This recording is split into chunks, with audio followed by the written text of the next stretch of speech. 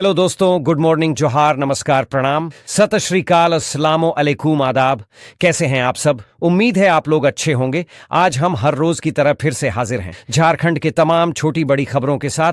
खबरों को शुरू करने से पहले अभी तक आपने B2B news Jharkhand news channel को सब्सक्राइब नहीं किया है तो सब्सक्राइब कर दीजिए ताकि झारखंड में होने वाली तमाम छोटी बड़ी खबरों से खुद को अपडेट रखें और जानकारी से अवगत हो सकें।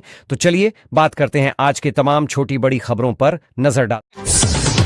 मुख्यमंत्री मैया सम्मान योजना के तहत 3 किस्त की राशि 7,500 जारी कर दी गई है। राज्य के लाभार्थी महिलाओं के खाते में 7,500 आने शुरू हो चुके हैं। मुख्यमंत्री श्री हेमंत सोरेन ने एक्स पर जानकारी साझा करते हुए कहा है कि जिस तरह से मैंने वादा किया था वह वादा पर मैं खरा उतरा और सभी महिलाओं के खाते में 7,500 राशि ट्रांसफर होने लगी है। अगर आप भी मुख्यमंत्री मैया सम्मान योजना के एक लाभार्थी महिला हैं तो ऐसे में यह लेख आपके लिए बहुत ही ज्यादा महत्वपूर्ण होने वाली है, क्योंकि आज किस लेकर माध्यम से हम बताने वाले हैं कि किन किन महिलाओं को 7,500 मिलने वाली है और किन्हें नहीं, और किस तरह से आप अपने आवेदन की स्थिति की जांच कर सकेंगे। सभी महत्वपूर्ण जानकारी इस लेख में दी गई है। मुख्यमंत्री मैया सम्मान योजना के तहत राज्य की लाभार्थी महिलाओं के खाते में 7,500 राशि ट्रांसफर कर दी गई है। मुख्यमंत्री श्री हेमंत सोरेन ने एक पर जानकारी साझा करते हुए कहा है कि जिस प्रकार से महिलाओं से वादा किया गया था वह वादे पर खरे उतरते हुए सभी महिलाओं के खाते में 7,500 राशि ट्रांसफर कर दी गई है। यह राशि 3 महीना की यानी जनवरी, फरवरी और मार्च तक की राशि महिलाओं के खाते में भेजी गई है। आपको बता दें कि मुख्यमंत्री मैया सम्मान योजना के तहत महिलाओं के खाते में 5,200 रुपये की राशि दिसंबर तक की प्राप्त हुई थी और कुछ समय से यह लंबित पड़ा हुआ था, किंतु सरकार ने महिलाओं से वादे के मुताबिक 7,503 महीना की राशि एक ही बार ट्रांसफर कर रही है। नेता प्रतिपक्ष बाबूलाल मरांडी ने मुख्यमंत्री हेमंत सोरेन पर एक बार फिर निशान साधा है। बाबूलाल मरांडी ने आदिवासियों के धार्मिक स्थलों पर असुरक्षा का मुद्दा उठाते हुए कहा है कि हेमंत सोरेन की सरकार आदिवासियों के धार्मिक स्थलों की सुरक्षा को लेकर गंभीर नहीं दिख रही है। दरअसल बाबूलाल मरांडी ने सिरमटोली के करीब सरना स्थल पर खतरे की आशंका जताई है। उन्होंने कहा है कि सिरमटोली फ्लाईओवर का निर्माण कई वर्षों से जारी है, जिसके प्रस्तावित रैंप से सरना स्थल को खतरा है। यदि हेमंत सोरेन वास्तव में आदिवासी समाज के हितों के प्रति प्रतिबद्ध होते तो पहले ही कोई वैकल्पिक समाधान निकालते। बाबूलाल मरांडी ने कहा कि मुख्यमंत्री केवल आदिवासी हितैषी होने का दिखावा करते हैं और आदिवासी हितों के नाम पर घड़ियाली आंसू बहाते हैं। राज्य सरकार के संरक्षण में फल फूल रहा अवैध कोयला कारोबार झारखंड को खोखला कर रहा है। पुलिस प्रशासन विधि व्यवस्था संभालने का काम छोड़कर केवल वसूली में लगा हुआ है, जिसका खामियाजा आम जनता को भुगतना पड़ रहा है। झारखंड में सीएम हेमंत सोरेन के नेतृत्व में शुरू की गई एयर एम्बुलेंस सेवा गंभीर बीमारियों से जूझ रहे असहाय मरीजों के लिए एक बड़ी राहत बनकर सामने आई है। इस सेवा के माध्यम से अब तक 94 मरीजों को झारखंड से ससमय एयरलिफ्ट कर विभिन्न प्रमुख अस्पतालों में शिफ्ट किया गया है। इनमें से 78 मरीज रांची से और 11 अन्य जिलों से थे। यह सेवा खासकर तब काम आती है जब मरीजों को तत्काल उच्च स्तरीय चिकित्सा की आवश्यकता होती है। सीएम के इस प्रयास से झारखंड के लोग अब त्वरित और आसान तरीके से दूसरे राज्यों के अस्पतालों में उपचार प्राप्त कर रहे हैं। इसके अतिरिक्त विधानसभा चुनाव कार्य के दौरान गंभीर रूप से घायल झारखंड पुलिस बल के कई जवानों को भी इस सेवा से एयरलिफ्ट किया गया। एयर एम्बुलेंस सेवा का लाभ केवल आम नागरिकों तक ही सीमित नहीं है, बल्कि कई गणमान्य व्यक्तियों और पुलिस जवानों को भी इसका लाभ मिल चुका है। मरीजों के परिजन अब किसी भी समय नगर विमान विभाग के 918210594073 मोबाइल नंबर पर कॉल करके एयर एम्बुलेंस सेवा के बारे में जानकारी प्राप्त कर सकते हैं। एयर एम्बुलेंस सेवा की दरें ढौर रूट रांची, दिल्ली 3.3 लाख, रांची मुंबई 4.4 लाख, रांची चेन्नई 3.85 लाख, रांची कोलकाता 1.10 लाख, रांची हैदराबाद 3,02,000 रुपये रांची, वाराणसी 1,37,000 रुपये रांची, लखनऊ 2,20,000 रुपये रांची, तिरुपति 3,85,000 रुपये। C-90 एयरक्राफ्ट की सुविधा। तत्काल एयर एम्बुलेंस सेवा के लिए फिक्स्ड विंग एयरक्राफ्ट C-90 की सुविधा उपलब्ध है, जिसमें एक मरीज और 2 परिजनों को एक साथ अन्य राज्य में ले जाया जा सकता है। सीएम हेमंत सोरेन की यह पहल राज्य के स्वास्थ्य क्षेत्र में एक महत्वपूर्ण कदम साबित हो रही है, जिससे असहाय और गंभीर स्थिति में पड़े मरीजों को बेहतर इलाज मिल रहा है और उनकी जान बचाई जा रही है। गढ़वा जिले के रंका प्रखंड में पटाखा दुकान में भीषण आग लगने से 4 बच्चों समेत कुल 5 लोगों की मौत हो जाने के दर्दनाक घटना पर झारखंड के मुख्यमंत्री हेमंत सोरेन ने अपने एक्स हैंडल के जरिए गहरा शोक व्यक्त किया है और अधिकारियों को तत्काल जांच के निर्देश दिए हैं। फिलहाल पुलिस मामले की गहनता से जांच करने में जुटी है।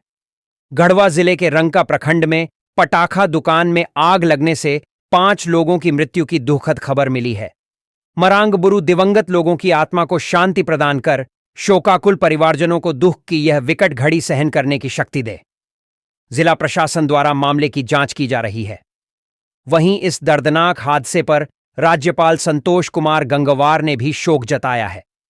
उन्होंने इस घटना को हृदय विदारक बताते हुए कहा कि कई लोगों की मृत्यु का समाचार अत्यंत दुखद है। राज्यपाल ने शोक संतप्त परिवारों के प्रति अपनी गहरी संवेदनाएं व्यक्त करते हुए घायलों के शीघ्र स्वस्थ होने की प्रार्थना की है। साथ ही उन्होंने प्रशासन से मामले की गहन जांच कर उचित कदम उठाने का निर्देश दिया है। गढ़वा जिले के रंका थाना क्षेत्र के गोदरमाना में पटाखा दुकान में आग लगने की घटना हृदय विदारक है। इसमें कई लोगों की मृत्यु का समाचार अत्यंत दुखद है। मैं शोक संतप्त परिवारों के प्रति अपनी गहरी संवेदनाएं व्यक्त करता हूं और घायलों के शीघ्र स्वस्थ होने की प्रार्थना करता हूं। क्या है मामला? गढ़वा जिला में रंका थाना क्षेत्र के गोदरमाना गांव में स्थित पटाखे की दुकान में भीषण आग लगने से 4 बच्चे समेत 5 लोगों की दर्दनाक मौत हो गई। इस हादसे में गंभीर रूप से झुलसे 5 लोगों को तत्काल इलाज के लिए छत्तीसगढ़ के रामानुजगंज अस्पताल ले जाया गया, लेकिन इलाज के दौरान सभी की मौत हो गई। घटना की सूचना मिलते ही दमकल की गाड़ियां मौके पर पहुंचीं और काफी मशक्कत के बाद आग पर काबू पाया गया। जन वितरण प्रणाली के राशन कार्ड में अंकित प्रत्येक सदस्य के लिए आधार संख्या की सीडिंग अनिवार्य है। 31 मार्च 2025 तक सीडिंग के लिए अवधि विस्तार किया गया है। शुक्रवार को जिलाधिकारी अलंकृता पांडेय ने जिले में लंबित ई-केवाईसी की अद्यतन स्थिति की समीक्षा सभी आपूर्ति पदाधिकारियों के साथ की। जिला आपूर्ति पदाधिकारी वंदना कुमारी द्वारा बताया गया कि जिले में 1,88,550 लाभुकों द्वारा ई-केवाईसी नहीं कराया गया है। जिला पदाधिकारी ने असंतोष व्यक्त करते हुए जिला आपूर्ति पदाधिकारी को निर्देश दिया गया कि सभी प्रखंडों में विशेष शिविर आयोजित करते हुए ई-केवाईसी पूर्ण कराने के लिए व्यापक प्रचार प्रसार करें। सभी मार्केटिंग ऑफिसर्स को सख्त निर्देश दिया गया। क्षेत्र में भ्रमण करते हुए इस कार्य में प्रगति लाना सुनिश्चित करेंगे ताकि कोई भी लाभुक खाद्यान्न के लाभ से वंचित न होने पाए।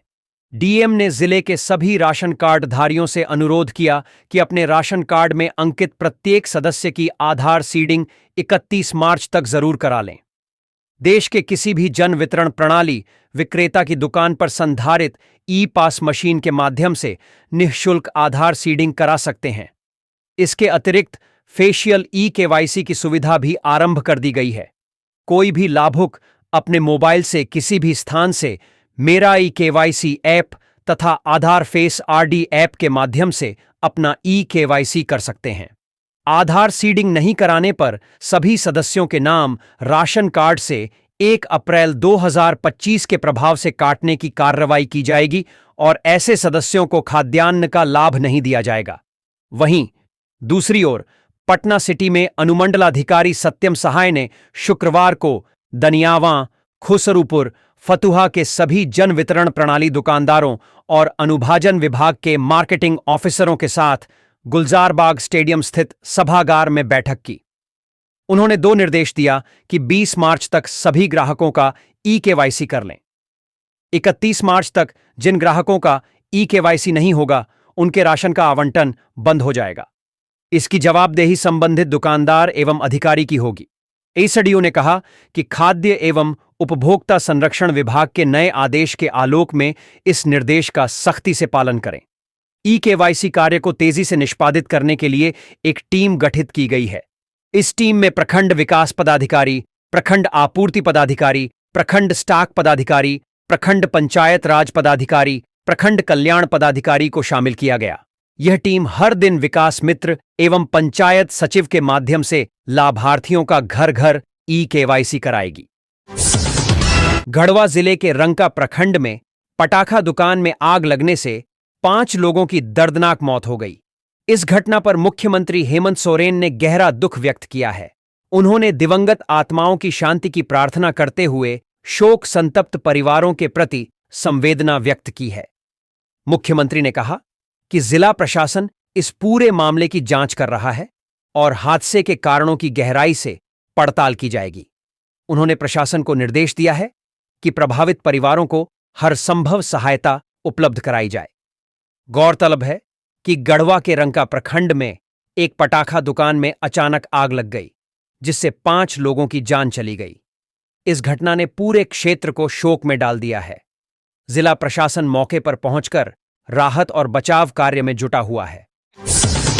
सुप्रीम कोर्ट ने झारखंड सहित देश के सभी राज्यों और केंद्र शासित प्रदेशों को विशेष बच्चों के लिए शिक्षकों की नियुक्त करने का निर्देश दिया है।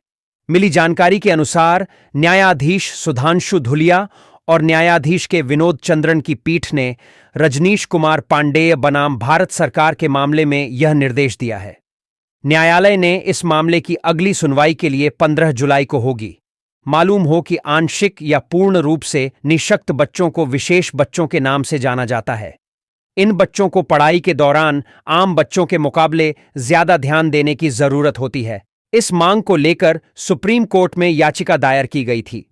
सुप्रीम कोर्ट ने वर्ष 2021 में सभी राज्यों और केंद्र शासित प्रदेशों को यह निर्देश दिया था कि वे इन विशेष बच्चों के लिए अलग से शिक्षकों का पद स्वीकृत कर शिक्षकों को नियुक्त करें। न्यायालय ने पाया है कि बार बार निर्देश दिए जाने के बावजूद किसी भी राज्य में विशेष बच्चों के लिए शिक्षकों की नियुक्ति नहीं की गई है। इसके मद्देनजर न्यायालय ने यह आदेश दिया है कि सभी राज्य व केंद्र शासित प्रदेश 3 सप्ताह के अंदर विशेष बच्चों के लिए शिक्षकों का पद सृजित कर अधिसूचित करें। 2 समाचार पत्रों के अलावा सरकार की वेबसाइट पर नियुक्ति के लिए विज्ञापन प्रकाशित करें और नियमानुसार नियुक्ति समिति गठित कर शिक्षकों की नियुक्ति करें। बता दें कि झारखंड सरकार ने सुप्रीम कोर्ट को बताया है कि यहां विशेष बच्चों की संख्या 4,55,898 है। प्राइमरी स्कूल में विशेष बच्चों के लिए शिक्षक व छात्र का अनुपात 1 से 10 और मिडिल स्कूल में 1 से 15 निर्धारित है। झारखंड सरकार की मैया सम्मान योजना के तहत लाभुक महिलाओं के खातों में योजना की पहली किश्त भेजने की प्रक्रिया शुरू हो गई है। हालांकि प्रथम चरण में सिर्फ 10 जिलों की महिलाओं को ही यह राशि भेजी गई है। बाकी 14 जिलों की महिलाओं को यह पैसा कब मिलेगा? क्या सभी लाभार्थियों को यह योजना मिलेगी?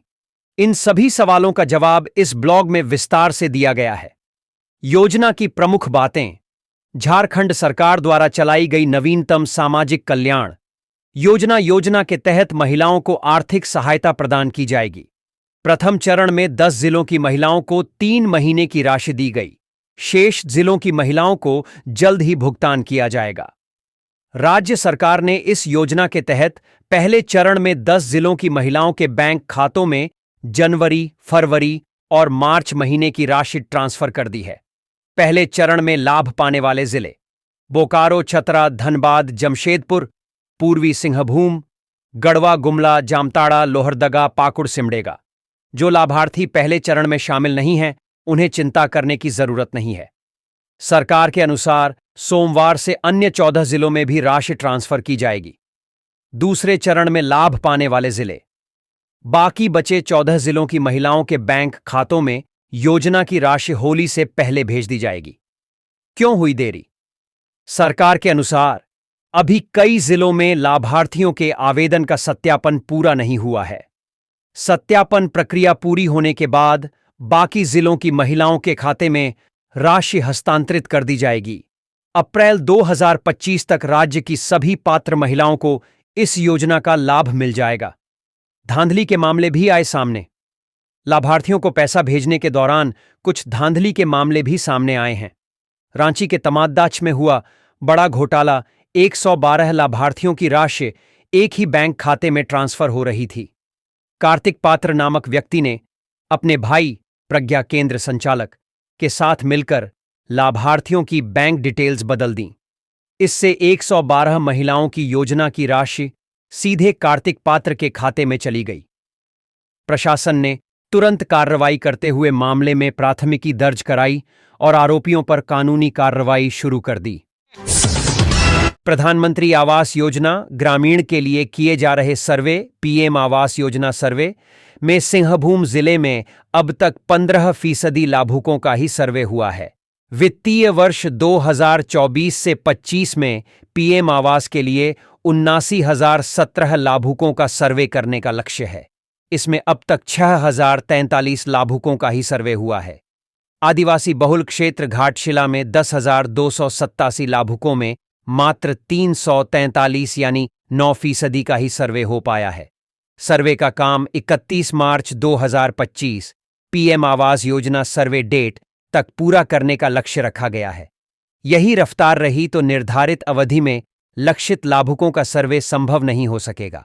5 प्रखंडों में 15% से भी कम सर्वे गुड़ाबांदा, पटमदा, डुमरिया, पोटका और मुसाबनी में 15% से भी कम सर्वे हुआ है।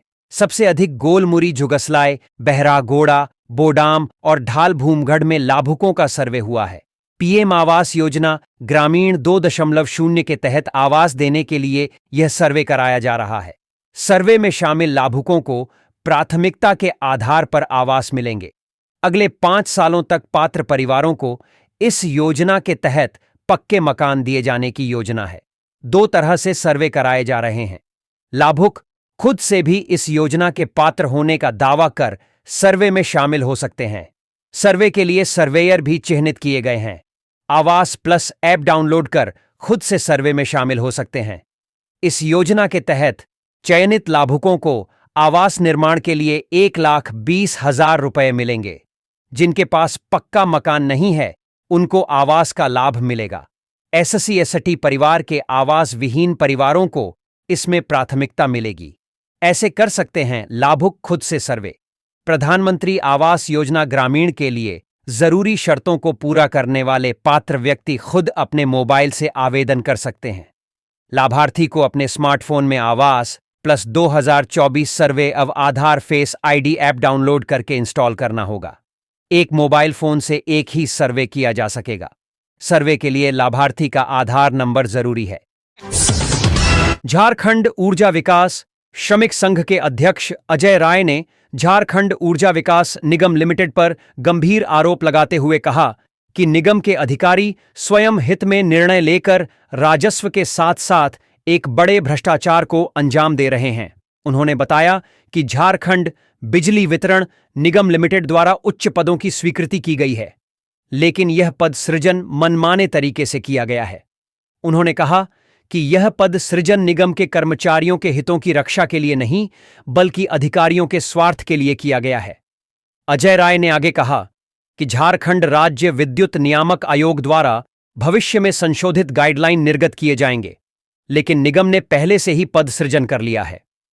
उन्होंने कहा कि यह पद सृजन निगम के कर्मचारियों के हितों की रक्षा के लिए नहीं बल्कि अधिकारियों के स्वार्थ के लिए किया गया है। अजय राय ने झारखंड सरकार और झारखंड ऊर्जा विकास निगम लिमिटेड के अधिकारियों से अपील की कि वे कर्मचारियों की मांगों पर ध्यान दें और उन्हें नियमित नियुक्ति प्रदान करें। उन्होंने कहा कि इससे न केवल कर्मचारियों के हितों की रक्षा होगी बल्कि यह झारखंड के विकास में भी महत्वपूर्ण योगदान करेगा। अजय राय ने कार्यरत कर्मचारियों को आश्वस्त किया कि झारखंड ऊर्जा विकास श्रमिक संघ उनके साथ खड़ा है और उनके अधिकारों की लड़ाई लड़ेगा। उन्होंने कर्मचारियों से एकजुट रहने और अपने अधिकारों के लिए लड़ने का आह्वान किया। मानहानि मामले में चाईबासा स्थित एमपी एमएलए की विशेष अदालत में कांग्रेस के पूर्व राष्ट्रीय अध्यक्ष राहुल गांधी को सशरीर उपस्थिति से छूट नहीं देने के खिलाफ दायर याचिका की सुनवाई झारखंड हाईकोर्ट में हुई। मामले में कोर्ट ने प्रार्थी राहुल गांधी के आग्रह को देखते हुए याचिका वापस लेने की अनुमति दे दी। साथ ही कोर्ट ने राहुल गांधी को अंतरिम राहत के तहत चाईबासा की निचली अदालत में उनके खिलाफ चल रही कार्यवाही पर लगी रोक को भी समाप्त कर दिया। मामले में अगली सुनवाई 9 जून को होगी। क्या है मामला? यह मामला वर्ष 2018 का है। भारतीय जनता पार्टी को लेकर राहुल गांधी द्वारा आपत्तिजनक टिप्पणी की गई थी। राहुल गांधी ने वर्ष 2018 में कांग्रेस के एक अधिवेशन में कहा था कि भाजपा में कोई भी हत्यारा अध्यक्ष बन सकता है, लेकिन कांग्रेस में ऐसा नहीं है, जिसे लेकर भाजपा के नेता प्रताप कटियार ने चाईबासा कोर्ट में मुख्य न्यायिक दंडाधिकारी की अदालत में शिकायतवाद दायर किया था। बाद में मामले को चाईबासा में एमपी एमएलए कोर्ट में इसे ट्रांसफर कर दिया गया था। मामले में अप्रैल 2022 में चाईबासा एमपी एमएलए कोर्ट ने राहुल गांधी के खिलाफ जमानती वारंट जारी किया था, जिस पर उनके द्वारा कोई संज्ञान नहीं लिया गया। इसके बाद 27 फरवरी 2024 को कोर्ट ने राहुल गांधी के खिलाफ गैर जमानती वारंट जारी किया था। राहुल गांधी के वकील ने कोर्ट में आवेदन देकर सशरीर उपस्थित होने से छूट मांगी थी, लेकिन अदालत ने उनके आवेदन को खारिज करते हुए सशरीर उपस्थित होने का आदेश जारी किया था। राज्य सरकार ने अभी अपने कर्मियों के बच्चों की शिक्षा के लिए किसी प्रकार का भत्ता देने से हाथ खड़ा कर दिया है। बता दें कि विधायक जनार्दन पासवान ने जारी बजट सत्र के दौरान सोमवार को वित्त विभाग से पूछा था कि झारखंड में केंद्र सरकार के अनुरूप सरकारी कर्मियों के लिए सप्तम वेतनमान लागू है। इस पर विभाग की ओर से इसे स्वीकारात्मक बताया गया। विधायक ने पूछा कि सप्तम वेतनमान में भारत सरकार के कर्मियों को 2 बच्चों के लिए चिल्ड्रेन एजुकेशन अलाउंस प्रति बच्चा 2,230 रुपया निर्धारित किया गया है। विभाग ने इसे स्वीकारात्मक बताते हुए कहा कि 2 जीवित संतान के लिए चिल्ड्रेन एजुकेशन अलाउंस की प्रतिपूर्ति के लिए 2,250 रुपये प्रतिमाह प्रति संतान दिया जाता है। तमिलनाडु के सरकारी सेवकों को चिल्ड्रेन एजुकेशन अलाउंस की सुविधा केंद्र सरकार के अनुरूप अनुमान्य होने तथा यूपी, नागालैंड, केरल और हरियाणा में भी चिल्ड्रेन एजुकेशन अलाउंस दिया जा रहा है। इस सवाल पर बताया गया कि तमिलनाडु में ऐसा हो रहा है। यूपी, नागालैंड सहित अन्य राज्यों में यह भत्ता अलग अलग स्वरूप और दर पर अनुमान्य है। झारखंड के कर्मियों के बच्चों की शिक्षा के लिए भत्ते के सवाल पर बताया गया कि कर्मियों को इस भत्ते के लिए अनुमान्य करने संबंधित सरकारी आश्वासन संख्या 28/2024 पर वित्त विभागीय पत्रांक 161/वित्त दिनांक 21 जनवरी 2025 पर झारखंड विधानसभा सचिवालय को कार्यान्वयन प्रतिवेदन उपलब्ध कराया गया है। इस प्रतिवेदन में वर्तमान में कई नई योजनाओं के कारण राजकोष पर अतिरिक्त बोझ उत्पन्न होने की बात कही गई है। दृष्टिपट: भविष्य में जब राजकोष पर अतिरिक्त भार बोझ कम होगा, तब राज्य कर्मियों को यह भत्ता अनुमान्य करने पर विचार किया जाएगा। झारखंड सहित देश भर में होली की धूम है। होली को लेकर लोग जहां तैयारियों में जुटे हैं, वहीं सरकारी छुट्टियों में भी फेरबदल कर कर्मचारियों को सरकार सहायता पहुंचा रही है। झारखंड सरकार के सचिवालय में होली की छुट्टी 4 दिनों की होगी। कार्मिक विभाग ने होली को लेकर 13-14 मार्च को सरकारी छुट्टी घोषित की है। 15 शनिवार और 16 रविवार होने की वजह से लगातार 4 दिनों की छुट्टी का आनंद कर्मी उठा पाएंगे। इसी तरह सरकारी बैंक में भी 13-14 मार्च को छुट्टी घोषित की गई है। हालांकि होली 15 मार्च को है। ऐसे में शनिवार होने की वजह से बैंक में भी कम ही उपस्थिति देखने को मिलेगी।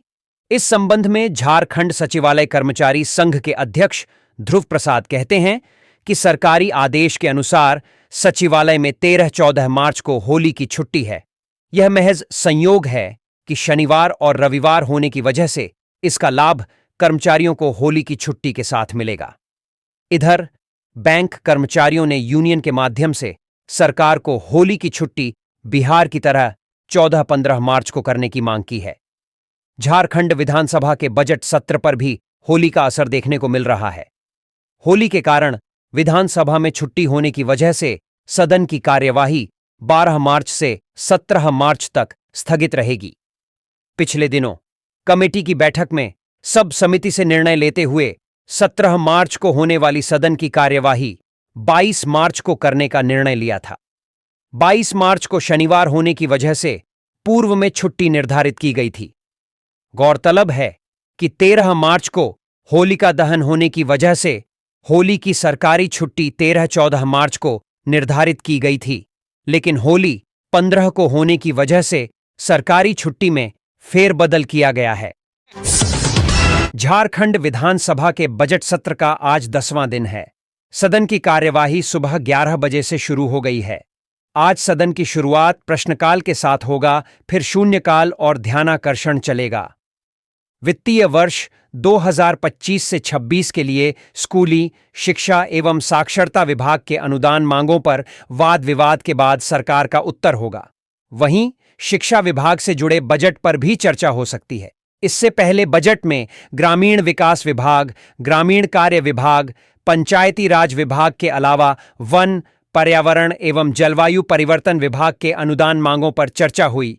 वहीं स्वास्थ्य, शिक्षा एवं परिवार कल्याण विभाग, श्रम, नियोजन एवं प्रशिक्षण विभाग, विधि विभाग, राजस्व, निबंधन एवं भूमि सुधार विभाग और उत्पाद एवं मद्य निषेध विभाग के प्रश्न